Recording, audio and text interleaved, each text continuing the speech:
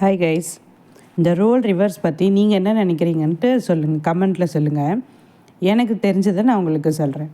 இப்போ ரோல் ரிவர்ஸ்னால் ஒரு வீட்டில் ஹஸ்பண்ட் அண்ட் ஒய்ஃப் இருக்காங்கன்னா, இப்போ ஃபேமிலியாக ஹாப்பியாக ரன் பண்ணுறதுக்கு நம்ம என்ன தேவை? பணம் தான் முக்கியமாக தேவை. அப்போ பணம் சம்பாதிக்கிறதுல ஒரு வீட்டில் யார் அதிகமாக சம்பாதிக்க முடியும்? ஒருத்தர் வந்து ஜாஸ்தி படிச்சிருப்பாங்க, ஒருத்தர் வந்து கம்மியாக படிச்சிருப்பாங்க, ஒருத்தருக்கு அதிக சம்பளத்தில் இருக்க வேலை கிடைக்கிறதுக்கு வாய்ப்பு இருக்குது. இப்போ வந்து எல்லா வீட்லேயும் ஜென்ஸு தான் வந்து வேலைக்கு போவாங்க, லேடிஸ் வந்து பெரும்பாலான வீட்டில் இருப்பாங்க. ஆனால் இப்போ வந்து பெண்கள் தான் ஜாஸ்தி அந்த வீட்டில் சம்பாதிக்க முடியும் அப்படின்னா தாராளமாக அவங்க வந்து வேலைக்கு போயிட்டு ஜென்ஸ் வந்து வீட்டை பார்த்துக்கலாம். அது ஒன்றும் தப்பு கிடையாது. ஆனால் இப்போ காசை தாண்டி மற்ற விஷயங்கள்லாம் இருக்குது. இப்போ பெண்கள் வந்து வெளியே போய் எல்லா வேலைக்கு போகிறாங்க, நல்லா சம்பாதிக்கிறாங்கன்னாலும் அவங்களுக்கு வந்து இந்த கடைக்கு போகிறது, இந்த போஸ்ட் ஆஃபீஸ் போகிறது, பேங்க்கு போகிறது, இந்த மாதிரி விஷயங்கள்லாம் பார்த்திங்கன்னா அவங்களுக்கு கொஞ்சம் கஷ்டமாக தான் இருக்கும்.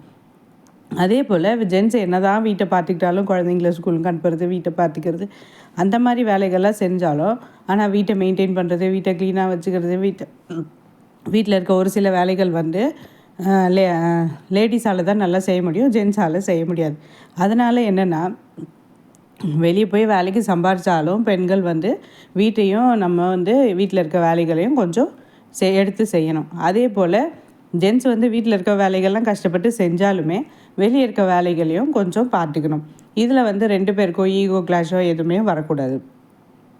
அதே போல் குழந்தைங்கள வளர்க்குறதுலையும் இப்போ வந்து அப்பா ரொம்ப ஸ்ட்ரிக்டாக இருக்காருன்னா அம்மா வந்து கொஞ்சம் ஃப்ரீயாக இருக்கலாம். இப்போ அம்மா வந்து ஒரு இடத்துல குழந்தைய திட்டுறாங்கன்னா அப்போ வந்து அப்பா வந்து குழந்தைக்கு சப்போர்ட் பண்ணலாம். 2 பேருமே ஸ்ட்ரிக்டாகவும் இருக்கணும், ஹாப்பியாகவும் இருக்கணும். அந்த குழந்தைங்க வந்து ஈஸியாக நம்மக்கிட்ட எல்லா விஷயத்தையும் ஷேர் பண்ணுற மாதிரி இருக்கணும். இந்த மாதிரி ஃபேமிலியில் எல்லா விஷயத்தையுமே ஈக்குவலாக ஷேர் பண்ணிங்கன்னா தான் உங்களால் ஒரு ஃபேமிலியை ஹாப்பியாக கொண்டு போக முடியும். இல்லை நான் தான் நிறைய சம்பாதிக்கிறேன், அதனால் நான் தான் வந்து பெரிய ஆள், இன்னொருத்தர் வந்து சின்ன ஆள், அப்படியெல்லாம் ட்ரீட் பண்ணக்கூடாது. இது 2மே ஒரே வேலை தான். வீட்டை பார்த்துக்கிறதா இருந்தாலும் சரி, வேலைக்கு போகிறதா இருந்தாலும் சரி, 2 பேருமே ஈக்குவலாக ஷேர் பண்ணி தான் பண்ணணும். அந்த பணம் வந்து உன்னோடது என்னோடதுன்ற சட்டையெல்லாம் வரக்கூடாது. தேங்க்யூ.